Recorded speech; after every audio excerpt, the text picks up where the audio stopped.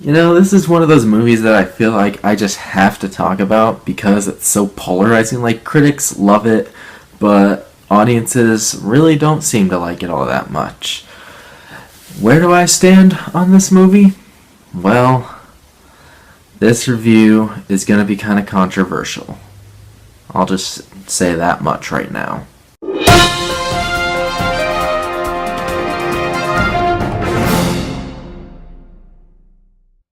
It Comes at Night. It Comes at Night is a new horror film directed by Trey Edward Schultz, and it stars Joel Edgerton. And basically what this movie is he's living in kind of a post-apocalyptic world, I guess.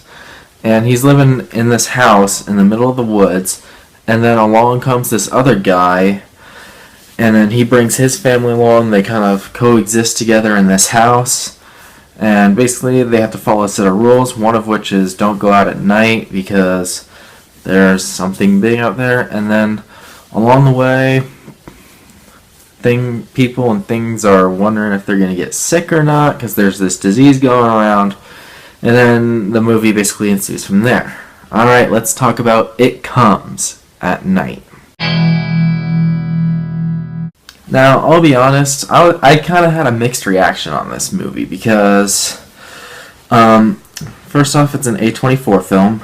I'll get to that later in my Flossom section, but yeah, it is an A24 film. They're hit or miss for me. They really are. I mean, I loved Swiss Army Man. What's another good one? Spectacular Now, I thought was really good. But then there's movies like The Witch, which I think is super overrated. And there's also other films like Green Room, which I never saw, Spring Breakers, which I couldn't stand. But yeah, A24 is known for making movies like that. So I didn't really know what to expect going into this movie.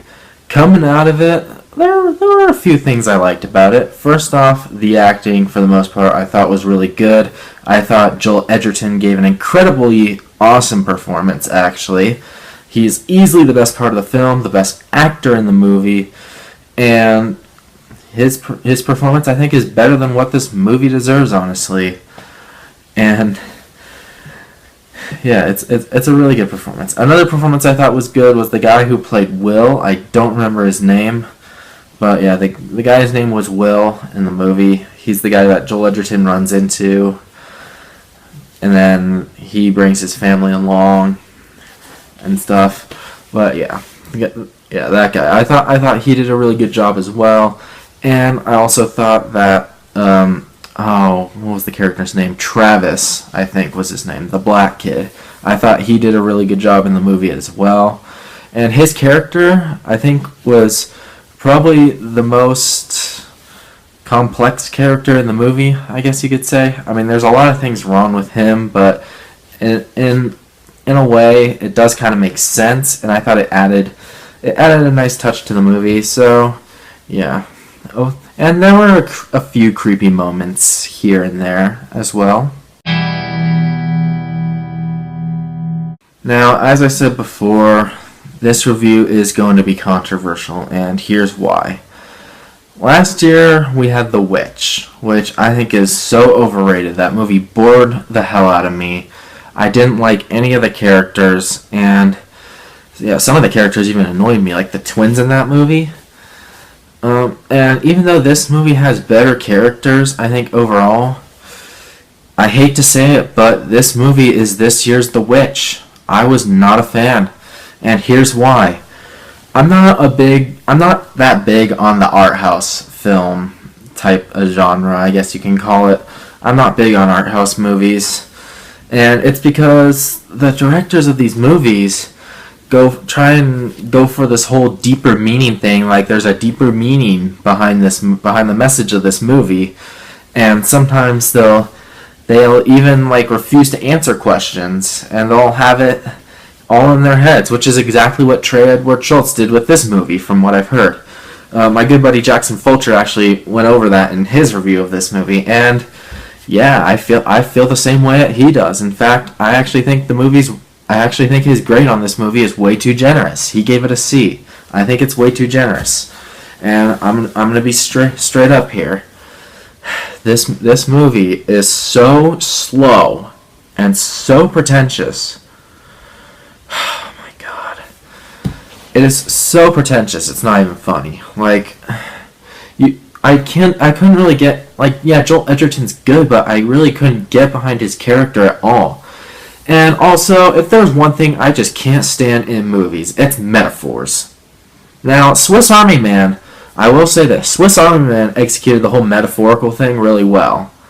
Like, even though for the most part I kind of ignored the metaphors in that movie and just focused on the visual presentation that was on the screen. But yeah, this movie had so many metaphors. Even the title's a metaphor. Like, I don't mean to get into spoilers here, but like, It Comes at Night, we never really figure out what it is in this movie. Like, what is it? It's obviously a metaphor for something. And like all the stuff that you see in the trailer, like all the creepy stuff, like you see this old creepy dude with black eyes. In one of them, there's another one with Will's character. He also has black eyes, and Travis is out there just staring at him. And then you have like that other part where you have the woman like throwing up blood on the kid's face, and yeah, you see that in the trailer. Those are dream sequences. Yeah, those are dream sequences, and guess what? They're not even relevant to the story. They make no sense. Like, why are they in the movie? They don't pertain to the actual plot of the story. This movie leaves you with so many questions, and the fact that Trey Edward Schultz basically refused to answer them, and apparently it's all up in his head, it's like, are you kidding me right now, Schultz? Really? You're going to take that route? You're going to take this pretentious art house bullcrap metaphorical route that a lot of other artsy directors do, and yeah, Terrence Malick does the same thing. He has all these metaphors, visual metaphors, that you can't really figure out unless you have to think of a deeper meaning. I hate that art house directors rely on stuff like that. Come on, just give it to me on the screen. Like, look at films like Arrival or Inception. Those movies make you think, but the questions that you're forced to ask with those movies can be answered based on what's shown on the screen, like with Arrival and the whole connection Amy Adams has to Jeremy Renner's character, or Inception, all the dream within a dream stuff and how all that stuff connects. Like, those are thinking movies. Those are thinking movies done well. This is a thinking movie that is so pretentious. Like, there's this other scene about 30 minutes into the movie where Joel Edgerton and Will, they're driving out, and then all of a sudden these two guys attack them, and then they end up killing those two guys. We don't see them for the rest of the movie. Like, how does that make any sense? There's nothing to these scenes at all. It's just pointless filler. I mean, obviously they're metaphors. Obviously. Otherwise, they probably wouldn't be in the movie at all. Otherwise the film wouldn't have an 87% rating on Rotten Tomatoes. But I don't fall for that kind of stuff, guys. I really don't. I'm sorry. If you like this movie, more power to you, I guess. But I gotta say right now, with all the metaphorical crap in this movie, and like the fact that, oh my god, this pisses me off to no end. All the pretentious art house cinephiles out there, like another good friend of mine, Film Fan 0599, he brought this up in one of his most recent videos. Pretentious art house cinephiles think that typical moviegoers are just not smart enough to figure out the deeper meaning behind these art house movies, and they're just like, oh, you just didn't get it. This movie's too smart for you. Screw you. Screw you. Stop being a pretentious idiot, okay? Just stop. Stop with this pretentious, nonsensical, metaphorical bullcrap that you love seeing in your movies, and you pick on typical moviegoers, and you just bash every other movie out there, like even the best ones, like The Avengers, or Dawn of the Planet of the Apes, or How to Train Your Dragon and How to Train Your Dragon 2. Like, those are other smart movies. Or even Inception and Arrival. Like, just throw those movies aside and, like, say that A24 is, like, the best thing in the world, and they worship it like that's their god or something. Get out of here. Get out of here. Okay? Stop being pretentious. Alright? And also, screw you, A24, because they took a shot at, like, all the crappy incoming sequels and reboots on their Twitter account. They were like, for all of those who are dreading the crappy sequels and reboots coming out this summer, It Comes at Night is for you.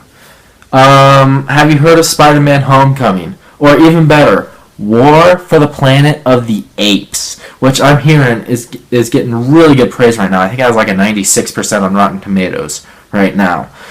And I know Jeremy Johns loved it. I know the Schmoes loved it. I know my good buddy Austin Putnam loved it. So, yeah. Quit taking shots at us just because we like action movies, okay?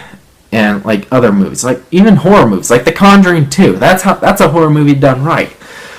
This movie is not a horror movie done right. It's just the same old pretentious bullcrap that The Witch did last year with all this deeper meaning nonsensical stuff that and it leaves you asking questions that can't be answered because they're all inside Trey Edward Schultz's head.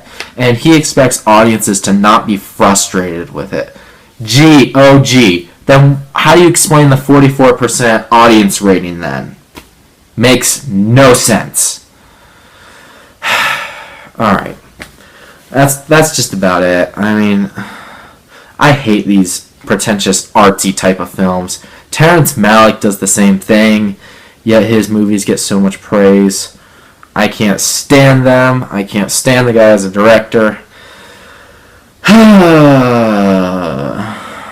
But yeah. Oh yeah, and speaking of which, the ending to this movie. Give me a break. It's just like the ending to The Witch. It really is.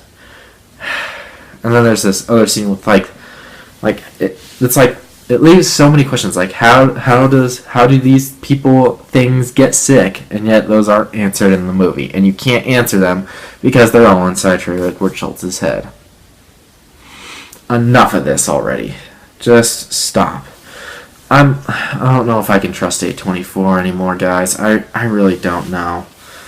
Again, if you like this movie, more power to you.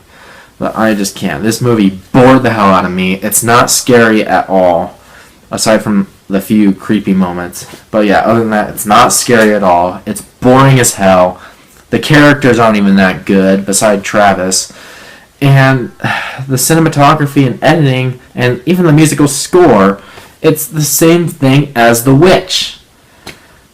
Let's move on before things get too out of hand. Well, congratulations, Split. You are no longer my most overrated film of 2017. That title now goes to It Comes at Night. Jackson Fulcher, dude, you are so right, man. You are so right. Because you spoke the truth. I mean, I'm sure people have taken shots at his video, and I'm sure I'm going to take shots from fans of this movie as well. Again, if you like this movie, more power to you. For me, though, I will not understand the praise. I'm on the audience side 100% with this one. So I'm going to give It Comes at Night a 32% rotten rating. That is a solid D.